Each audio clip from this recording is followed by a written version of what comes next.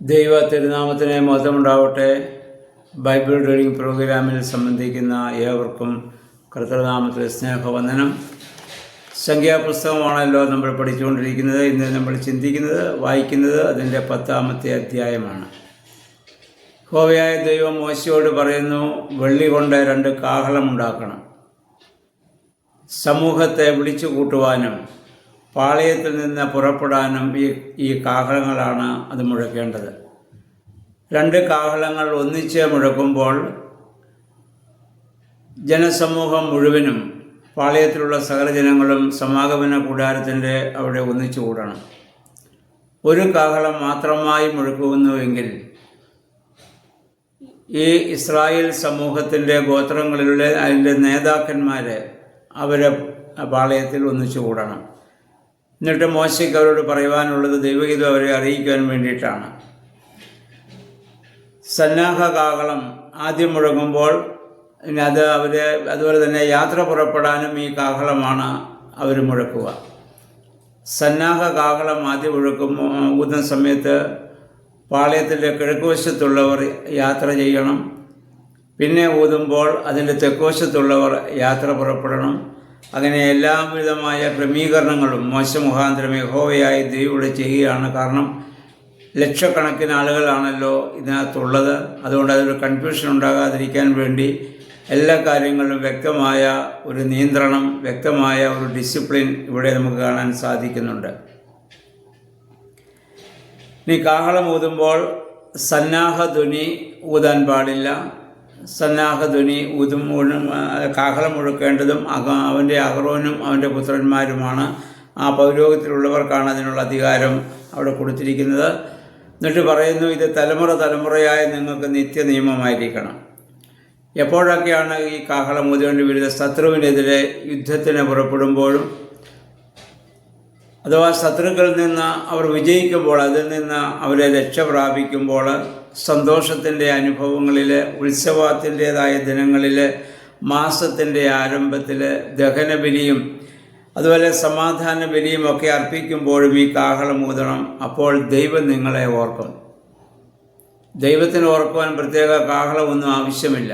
പക്ഷെ മനുഷ്യൻ ദൈവത്തെ ഓർക്കുന്നതിന് വേണ്ടിയിട്ടാണ് കാഹളം ഊതുമ്പോൾ എല്ലാവരും ഏകാഗ്രമായി ദൈവസന്നിധിയിൽ പ്രാർത്ഥിക്കുമ്പോൾ ദൈവം ഇപ്പോൾ ഞങ്ങളെ ഓർക്കുന്നുവെന്ന് മനുഷ്യന് മനസ്സിലാകുന്നതിന് വേണ്ടിയിട്ടാണ് ഇപ്രകാരം ഒരു ക്രമീകരണം അവിടെ ആവശ്യപ്പെടുന്നത്. പുതിയ നിയമത്തിൽ ഇതിന് പകരമാണ് നമ്മുടെ പള്ളികളിൽ പള്ളിമണി ഉള്ളത്. യാമപ്രാർത്ഥനകളെ, വിശ്വാസികളെ ഓർപ്പിക്കുവാനും ആരാധന ആരംഭിക്കുമ്പോഴും, അതുപോലെ തന്നെ ശവസംസ്കാരത്തിൽ സ്ത്രീകൾക്ക്, കുട്ടികൾക്ക്, പുരുഷന്മാർക്കെല്ലാം പ്രത്യേകമായ രീതിയിലുള്ള മണികളാണ്. പുരുഷന്മാർക്കാണെങ്കിൽ 3 മണി, സ്ത്രീകൾക്ക് 2, കുട്ടികൾക്ക് 1.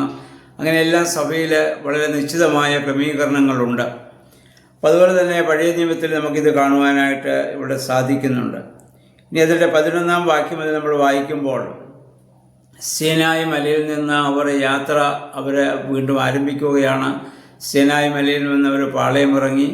ഇപ്പോൾ 2-ാം വർഷം 2-ാം മാസം 14-ാം തീയതി പെസഹ അവർ ആഘോഷിച്ചു. 20-ാം തീയതി അവിടെ നിന്ന് യാത്ര ഇപ്പോൾ ആരംഭിക്കുകയാണ്. അപ്പോൾ യാത്ര ആരംഭിക്കുവാൻ തക്കവണ്ണം ആ സമാഗമന കൂടാരത്തിന് മുകളിൽ നിന്ന് മേഘം ഉയർന്നു. അതാണല്ലോ അവർക്ക് കൊടുത്തിരുന്നതായ അടയാളം. അത് പാരാൻ മരുഭൂമിയിൽ ചെന്ന് നിന്നു. അപ്പോൾ അവരെല്ലാം അവിടെ പാളയമിറങ്ങുകയാണ്. അപ്പോൾ ഓരോ ഗോത്രങ്ങളും അവരവരുടെ പതാകയുടെ കീഴിലാണ് ഇവിടെ നിന്ന് യാത്ര ഇപ്പോൾ ആരംഭിക്കുന്നത്.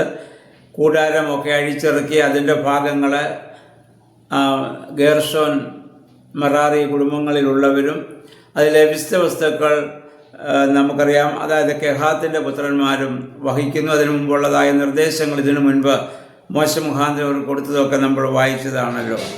അതിന് 29-ാം വാക്യം വരുമ്പോൾ നമ്മൾ വായിക്കുന്നു, മോശ തൻ്റെ ഭാര്യ സഹോദരൻ അല്ലെങ്കിൽ തൻ്റെ അളിയൻ ഹോബാബിനെ ഇവരുടെ കൂടെ കൂട്ടുകയാണ്. ഹോബാബിന് പറഞ്ഞ് ഞങ്ങളുടെ കൂടെ പോരണം. ഹോബാബ് ആദ്യം സമ്മതിക്കുന്നില്ല. കാരണം ഹോബാബിനെ കൂട്ടാൻ കാരണം ഇവിടെ പറയുന്നുണ്ട്, മരുഭൂമിയിൽ എങ്ങനെയാണ് കൂടാരമടിക്കേണ്ടതെന്ന് അവന് നല്ലപോലെ അറിയാം. അപ്പം അതിനൊരു സഹായമാകുന്നതിന് വേണ്ടിയിട്ടാണ് മോശ അവനെ ക്ഷണിക്കുന്നവൻ. ആദ്യം അവിടെ ഇത് മടി പറയുന്നു. പക്ഷെ മോശ പറയുന്നു, നീ ഞങ്ങളുടെ കൂടെ വന്നാൽ ദൈവം ഞങ്ങളെ അനുഗ്രഹിക്കുന്ന ആ അനുഗ്രഹത്തിൻ്റെ ഭാഗം നിനക്കും അനുഭവിക്കുവാൻ സാധ്യമായി തീരും. നീയും അനുഗ്രഹിക്കപ്പെടും. കാരണം ഞങ്ങൾ ദൈവത്താൽ നയിക്കപ്പെടുന്നവരാണ്. ഞങ്ങളുടെ കൂടെ നീ കൂടുന്നതാണ് ഇത് നിനക്ക് എപ്പോഴും നിനക്ക് നല്ലത് എന്ന് പറഞ്ഞ് അവനെ കൂടെ അല്ലെങ്കിൽ ഈ ഹോബാബിനെ കൂടെ കൂട്ടിക്കൊണ്ടു പോകുന്ന കാര്യം നമ്മൾ ഇവിടെ കാണുന്നുണ്ട്. അപ്പം അതുപോലെ തന്നെ നമുക്കറിയാം, വാഗ്ദാന പേടകം അവർക്ക് മുൻപായി അത് യാത്ര ചെയ്യുകയാണ്. അത് യഹോവയായ ദൈവത്തെയാണല്ലോ അത് സൂചിപ്പിക്കും. ദൈവം മുന്നമേ നടന്ന് അവരെ നയിക്കുന്നത് പോലെ അവർ മുന്നോട്ട് പോവുകയാണ്. അപ്പോൾ നമ്മൾ വായിക്കുന്നു, പകൽ സമയം മേഘസ്തംഭം അവർക്ക് മുകളിലുണ്ടായിരുന്നു, രാത്രി അവർക്ക് വെളിച്ചം ലഭിക്കുവാൻ തക്കവണ്ണം ആ പാളയം ഇറങ്ങുന്നിടത്ത് അഗ്നിസ്തംഭം അവർക്കുണ്ട്. പകൽ സൂര്യൻ്റെ ശക്തമായ ചൂട് അവരുടെ മേൽ പതിക്കാതിരിക്കാൻ വേണ്ടി മേഘസ്തംഭമായി ദൈവം അവരെ മുന്നോട്ട് കൊണ്ടുപോവുകയാണ്. ഇവിടെ നമ്മളുടെ എൻ്റെ 35-ാം വാക്യം നമ്മൾ വായിക്കുന്നു, പേടകം പുറപ്പെടുമ്പോഴെല്ലാം മോശ പ്രാർത്ഥിച്ചിരുന്നുവെന്ന്.